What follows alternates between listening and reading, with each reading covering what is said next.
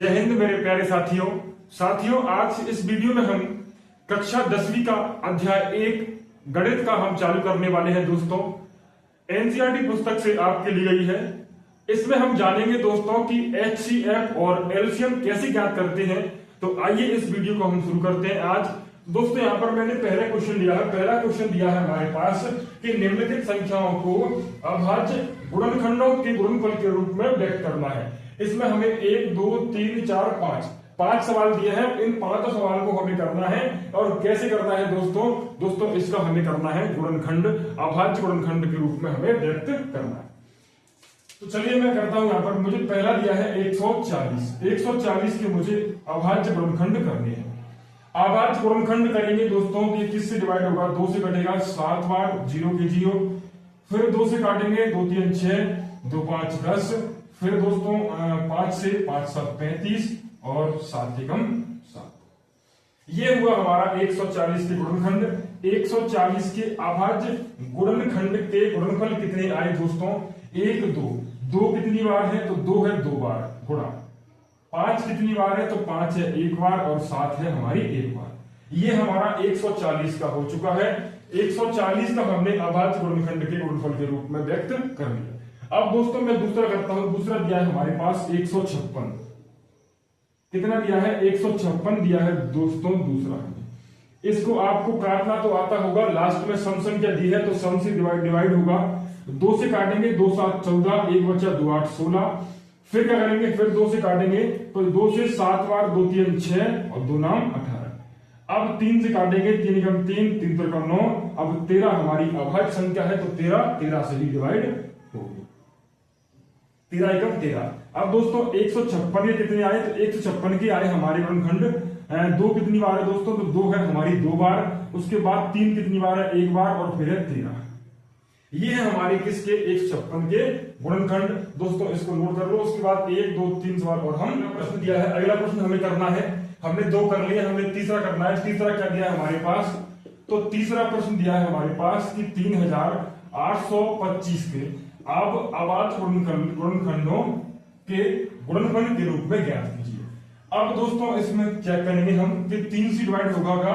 3 एकम 3, 3 दूना 6। हाँ दोस्तों 3 से डिवाइड होगा तो 3 एकम 3, 3 दूना 6, 3 7 21 और 3 5 15।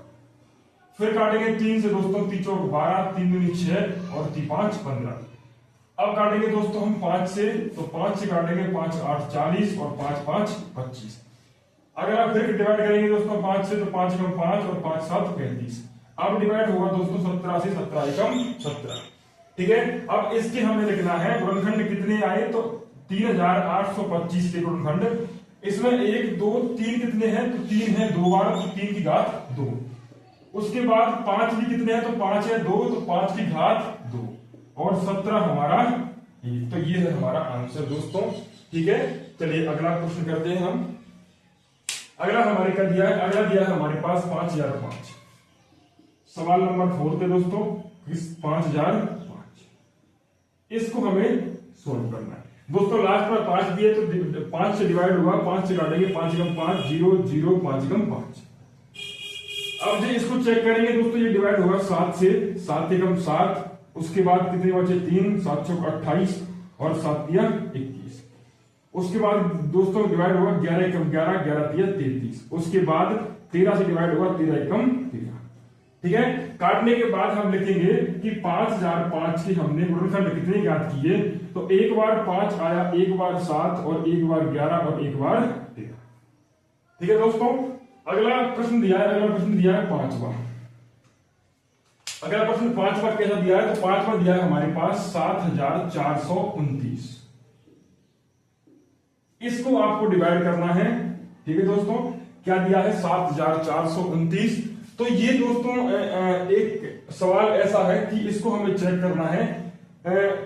डिवाइड 7 से, फिर 9 से, फिर हमें 11 से डिवाइड करना है, फिर 13 से। मुझे शायद पता है दोस्तों 13 चौक 52 और 13 पंच 65, 13 छंग 78। ये 13 से डिवाइड करें दोस्तों। पहले तो 13 से डिवाइड होता ही नहीं, देख लें।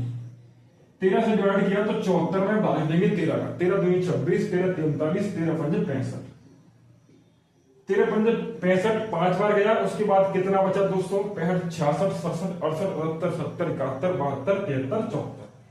हमारे बचे 9 बचे। तो 9 बचने के बाद ये 92 हो गए, 13 91 दोस्तों नहीं कर रहा 7 से, उसके नहीं कर रहा 13 से, उसके बाद 19 चेक करें 19 से, 19 दिया 57, उसके बाद कितने बचे? 19 नंबर 171 और 19 से कम 19। ठीक है, कट रहा है, कट रहा दोस्तों? 19 से काटो तो कितना कट रहा है? तो 19 से काटेंगे हम, 19 दिया 57, 19 तो 76, 19 दिया 57, 58 59 60 61 62 63 64, यानी हमारे बचेंगे 17। ये हो जाएंगे 172। 19 नंबर 171 होते हैं, 19 से कम 19 कट रहा है दोस्तों। 19 से 19 थी 57, उसके बाद 19 नंबर 171 और 19 से कम 19। अब किससे डिवाइड होगा दोस्तों? अब चेक कीजिए दोस्तों, अगला अब डिवाइड हुआ 17 से करेंगे तो 17 दूनी 34 और 5 बच्चे 17 दिया 51, फिर करेंगे तो 23 एकम 23। ठीक है, यानी इसके हमारे गुणनखंड कितने आए? तो 7429 बराबर 19 से काटा, 17 से कटा और 23 से कटा, ये है इसके अभाज्य गुणनखंड दोस्तों। इनको आप नोट कर लीजिए, उसके बाद हम आगे तो नेक्स्ट यानी प्रश्न नंबर दूसरी की ओर चलते हैं हम। प्रश्न नंबर दूसरा क्या कहता है दोस्तों? तो पूर्णांकों को निम्नलिखित युग्मों के HCF और LCM ज्ञात कीजिए। यानी हमें ये दो संख्याएं दी हैं, इनके हमें पहले HCF और LCM ज्ञात करना पड़ेगा। उसके बाद इसने कहा है कि इसकी जांच कीजिए कि दो संख्याओं का गुणनफल बराबर होता है क्या HCF इंटू LCM की। यानी कि हमें दो पूर्णांक दिए हैं पहले, उनका हमें HCF और LCM दोनों ज्ञात करने हैं। उसके बाद उसकी हमें जांच भी करनी है कि दोनों संख्याओं का गुणनफल बराबर होता है क्या LCM इंटू HCF के। तो आइए दोस्तों जानते हैं कि हम LCM और HCF कैसे ज्ञात करते हैं।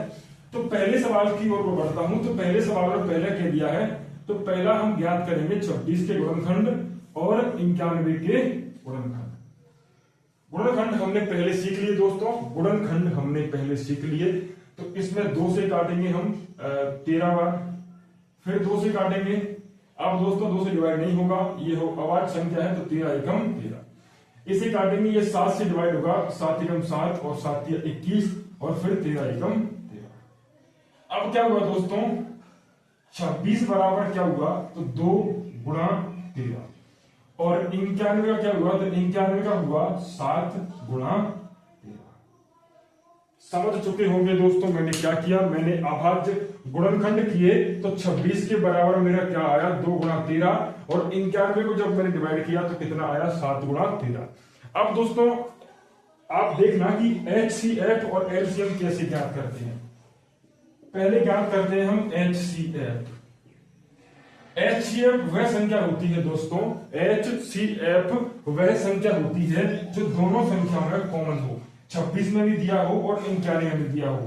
तो मुझे दिखा दोस्तों 13 इसमें भी है और 13 इसमें भी है, तो हमारा HCF कितना होगा? तो HCF होगा हमारा 13। उसके बाद LCM कैसे ज्ञात करते हैं? तो LCM ज्ञात करने के लिए हमारा जो HCF आया तो उसको लिखा हमने HCF। उस लिखने HCF लिखने के बाद जो संख्या बची, क्या बची? तो इसमें बचा 2 और इसमें क्या बचा? 7। सबका हमें गुणा करना है, 13 दूनी 26 और 7 कितने होंगे? तो ये होंगे 182। तो हमारा LCM क्या आया?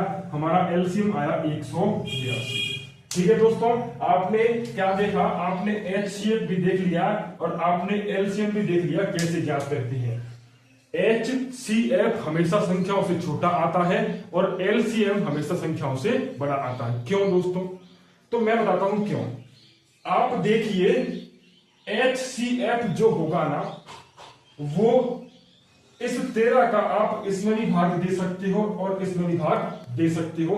यानी HCF का हम संख्याओं में भाग दे सकते हैं और संख्याओं का भाग देंगे हम LCM में, तो LCM इसलिए बड़ा आता है।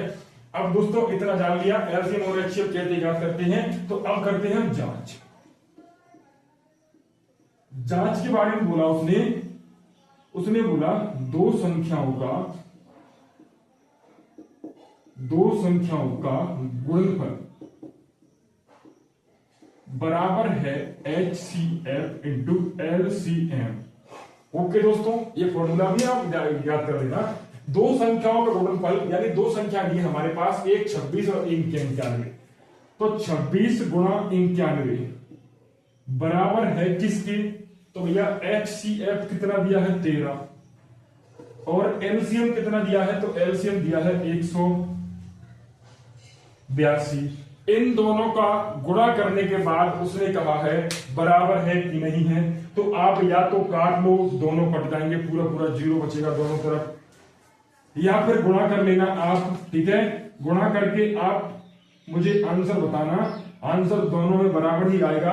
तो ये हमें जांच करनी थी और ये हमें LCM इंटू HCF ज्ञात करना था। ठीक है, मुझे कितना बताओगे तुम कमेंट में बताना मुझे कि इनका गुणा करने के बाद बराबर आया कि नहीं आया। ठीक है, तो इसको नोट कर लो। उसके बाद अगले प्रश्न इसको करते हैं। अगला प्रश्न दिया है इसी प्रश्न नंबर दूसरे का, हमें दूसरा करना है। तो दूसरे का हम हल करेंगे। हल क्या करना है? तो पहले इसने कहा भैया इन दोनों संख्याओं का HCF और LCM दोनों ज्ञात कीजिए, उसके बाद जांच कीजिए। ठीक है, तो पहले हमें क्या करना पड़ेगा? LCM into HCF।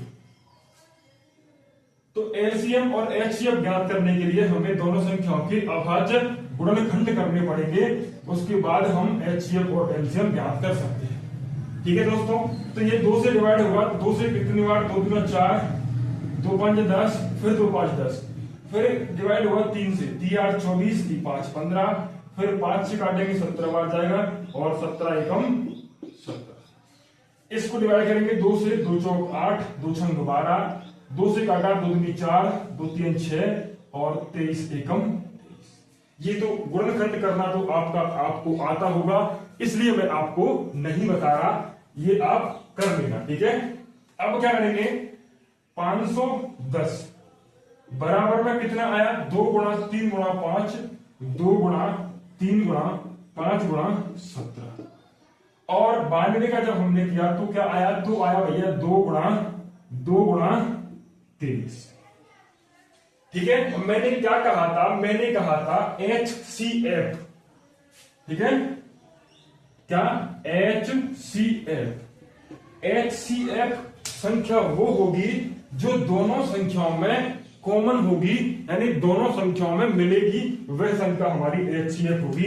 इसमें 2 दिया है, क्या इसमें 2 दिया है? तो मैंने कहा सब दोनों में 2 दिया है, तो हमारा क्या होगा? 2। उसके बाद और चेक करेंगे क्या कोई और संख्या ऐसी है जो दोनों संख्या में है? तो मैं कहूंगा ऐसी कोई और संख्या नहीं है जो दोनों संख्या में कॉमन है। ठीक है, तो हमारा HCF कितना होगा? हमारा HCF होगा 2। आगे हम क्या करेंगे? LCM में मैंने कहा था तो दोनों का हमें लिखना है एक, ये है हमारा HCF, और जो संख्या सब बची, कितनी बची? ये बची, ये बची, ये बची, ये दोनों बची, सबका हमें गुणा करना है। तो और क्या बची? और बची ये 3, फिर बची ये 5, फिर बचा ये 17, और इसमें क्या बचा? 2 गुणा 23, 2 गुणा 23। ठीक है, इनका हमने गुणा करेंगे, तो गुणा करेंगे 23, शायद गुणा कर लेना आप, कितना आएगा? 3 दूना 6, 6 पंजे 30, 17 51 और 51 दूना, चलिए दोस्तों मैं देख लेता हूं कितना है इसमें। ठीक है, आप 23,460 है, गुणा करके चेक करना आप कितना है? 23,460। अब हमारे HCF और LCM दोनों हो गए। अब हमें जांच करनी है, जैसे उसने कहा था कि जांच कीजिए कि दोनों संख्या गुणनफल इन दोनों का गुणा करने के बाद इसके बराबर है का। तो जांच क्या करनी है?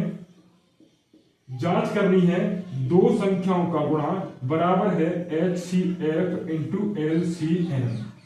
दो संख्याएं कौन कौन सी है? तो दो संख्याएं हमारी, एक दी है 510 और एक दी है हमारी 92।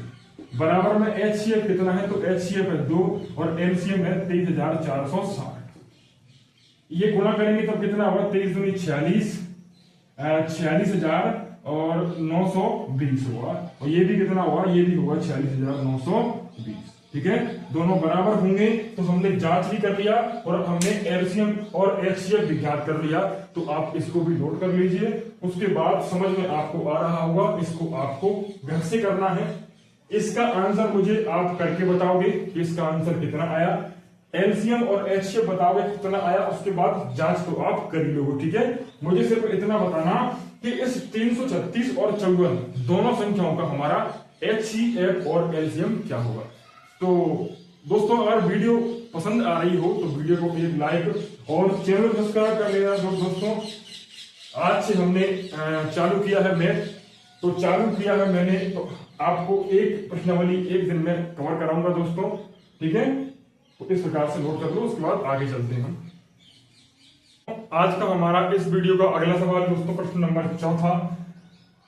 ये क्या कहता है दोस्तों, एचसीएफ दिया है संख्याओं का, संख्या को दिए 306 और 657, दोनों संख्याओं का एचसीएफ दिया है 9, हमें सिर्फ एलसीएम ज्ञात करना है इन दोनों संख्याओं। ठीक है दोस्तों, तो हम लिखते कैसे दोस्तों, एक फॉर्मूला होता है, लिखते हैं हमारा हल ए इंटू बी बराबर एलसीएम इंटू एचसीएफ, यानी दो संख्याओं का गुणनफल बराबर होता है एलसीएम इंटू एचसीएफ। ठीक है, अब दोस्तों सिर्फ हमें ए बी यानी दो संख्याएं दी है हमारे पास 306 और संख्या नंबर दूसरी दी है 657। ये किसके बराबर होती है दोस्तों, ये बराबर होती है एलसीएम। तो एलसीएम हमें निकालना है, दिया नहीं तो एलसीएम के स्थान पर एलसीएम इनटू में एचसीएफ जो हमें दिया हुआ है 9। ठीक है, यानी हमें क्या दिया हुआ है, हमें दिया है एलसीएम गुणा 9 बराबर दिया हुआ है 306 गुणा 657। अब हमें सिर्फ निकालना क्या है एलसीएम, तो एलसीएम बराबर में क्या दिया है हमारे पास 306 गुणा 657, ये बराबर में पहले से दिया है, हमें इस 9 को लाना है इधर, ये 9 इधर किस में है, गुणा में है, तो ये 9 किस में आएगी, बटे में। ठीक है, अब हम काट देंगे, 9 एकम 9, 9 3 27 और 9 चौक 36, कितना बचा दोस्तों, तो 34 गुणा 657। एलसीएम हमारा कितना आएगा, तो एलसीएम आप गुणा कर लेना दोस्तों, 34 गुणा 657 का गुणा करने पर हमारा एलसीएम निकल के आ जाएगा दोस्तों। ठीक है, तो इस सवाल में दोस्तों हमें क्या दिया था, तो हमें दिया था एचसीएफ और हमें एलसीएम निकालना था। कभी कभी क्या होता है दोस्तों, इसमें एलसीएम दिया होता है और एचसीएफ निकालना, कभी कभी इसमें एक संख्या दी होती है और दूसरा निकालना है हमें, कभी कभी ये दी होती है और पहली हमें निकालनी पड़ती है। तो इसी फॉर्मूले से दो संख्याओं का गुणनफल बराबर होता है एलसीएम इंटू एचसीएफ। इससे हम इन सवालों को हल कर लेंगे। चलिए दोस्तों आगे इसको नोट कर लीजिए आप। दोस्तों हम अगले प्रश्न को हल करते हैं। इस प्रश्नावली का प्रश्न नंबर 5वां ये कहता है कि जांच कीजिए कि क्या किसी प्राकृतिक संख्या n के लिए समाप्त संख्या 6 की पावर n अंक 0 पर समाप्त हो सकती है क्या। इसने क्या बोला कि एक संख्या 6 की पावर अगर मैं n लगा दूं और n एक क्या है, तो n एक प्राकृतिक संख्या है। क्या है, प्राकृत संख्या। अब प्राकृत संख्या का मतलब क्या होता है दोस्तों, कि 1 से लेकर अनंत ये होती है प्राकृत संख्या। अब मुझे ये बताओ, अगर मैं 6 के ऊपर n के स्थान पर अगर मैं 1 2 3 4 5 कुछ भी लिखूं तो ये क्या संख्या 0 पर समाप्त होगी। तो दोस्तों किसी भी संख्या को, किसी भी संख्या को 0 पर अगर समाप्त होना है ना, 0 पर समाप्त होने के लिए उसके अभाज्य गुणनखंड में कम से कम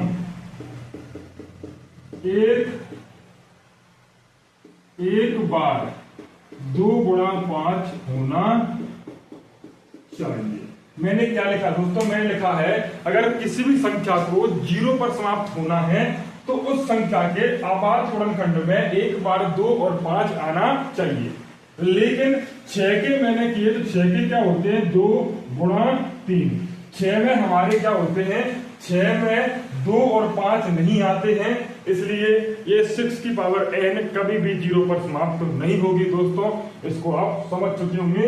अगर 0 पर समाप्त होना है किसी संख्या को तो उसमें 2 गुणा 5 होना चाहिए। अगर मैंने आपके पास रखा 10 की पावर कुछ भी हो दोस्तों, अगर 0 पर समाप्त होगी तो मैं कहूंगा दोस्तों 10 में 2 गुणा 5 आता है, यानी ये संख्या कितनी पावर ले लो 0 पर समाप्त होगी, यानी अंतिम अंक इसका क्या होगा 0 होगा, इकाई अंक क्या होगा इसका 0 होगा। ठीक है, प्रश्न नंबर हमारा 6 दोस्तों हमारी चल रही है प्रश्नावली 1.1 और कक्षा 10वीं की। इसका सवाल हमारा कौन सा है 6 नंबर का क्वेश्चन है।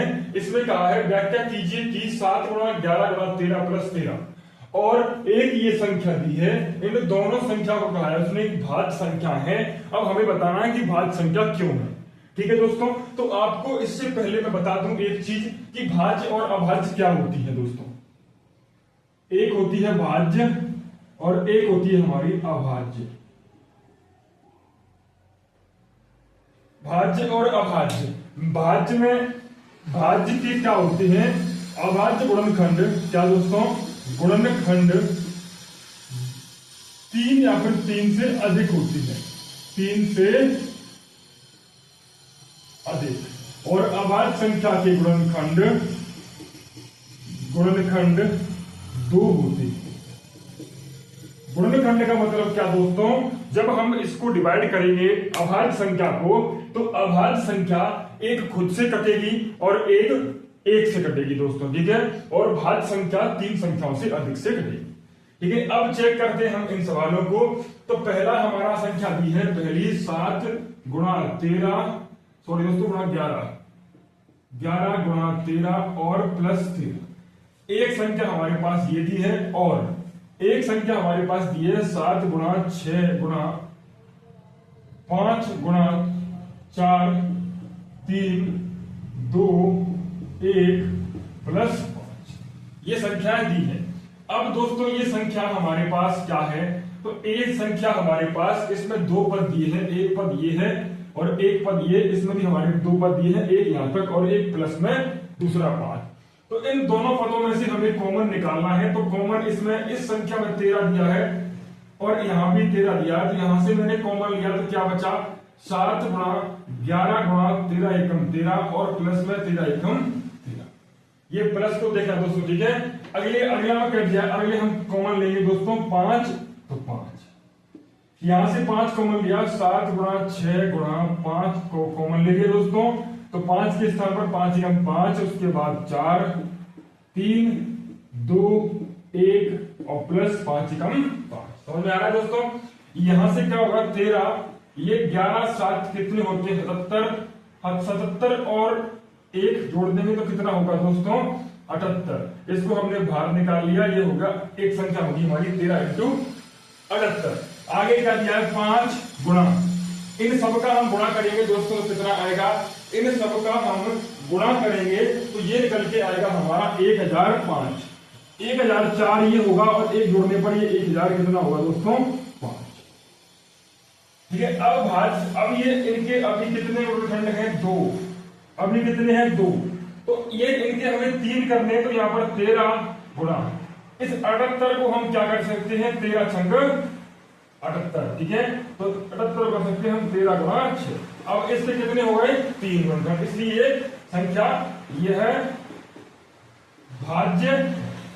इसके हम भी कर सकते हैं दोस्तों, तो 5 गुणा इसके कितने कर सकते हैं दोस्तों, तो इसके कर सकते हैं हम 1009 होगा, सॉरी दोस्तों कितना होगा 1009। तो 1009 और दोस्तों संख्या कोई सी भी हो हमेशा 1 से डिवाइड तो होती है। अब देखो गुणनखंड कितने हुए 1 2 3 हो गए दोस्तों। मैंने कहा 3 या 3 से अलग होंगे, संख्या कौन सी होगी दोस्तों, तो संख्या होगी भाज्य। ये संख्या कौन सी हमारी, ये संख्या हमारी भाज्य है। ठीक है दोस्तों, नोट कर लीजिए इसे, फिर आगे बढ़ते हैं। हमारी इस प्रश्नावली का हमारा आज का लास्ट प्रश्न है दोस्तों। इसमें कहा है कि एक वृत्ताकार पथ है दोस्तों, इस प्रकार का एक गोल के आकार का वृत्त के आकार का पथ है और उस पथ पर एक ही समय पर एक ही दिशा में ये दोनों लोग सोनिया और रवि दौड़ना शुरू करते हैं। इसने ये कहा सोनिया इसका चक्कर पूरा 18 मिनट में लगा देती है और रवि इसका चक्कर लगाता है 12 मिनट में। तो इसने ये कहा है कि ये दोनों पुनः दोबारा कब मिलेंगे। तो मिलाने के लिए इन्हें हमें लेना पड़ता है दोस्तों क्या LCM 18 का और 12 का। चलिए दोस्तों डालते हैं 2 से 2 9 18, 2 से 12, फिर 2 से 9 की 9, 2 की 6, फिर 3 से 3 तक 9, 3 एकम, फिर 3 से 3 एकम। एलसीएम आएगा दोस्तों 2 गुणा 2 गुणा 3 गुणा 3, 2 दूनी 4, 4 के 12, 12 के 36। ये दोनों 36 मिनट के बाद दोस्तों एक दूसरे से मिल जाएंगे। यही सवाल था दोस्तों। तो चलिए दोस्तों हम मिलते हैं अगली वीडियो में। अगर वीडियो अच्छी लगी हो दोस्तों तो लाइक और चैनल को सब्सक्राइब जरूर कर लें दोस्तों, जिससे कि आपको नई वीडियो तुरंत मिल जाए दोस्तों। ठीक है, तो धन्यवाद अंत तक बने रहने के लिए।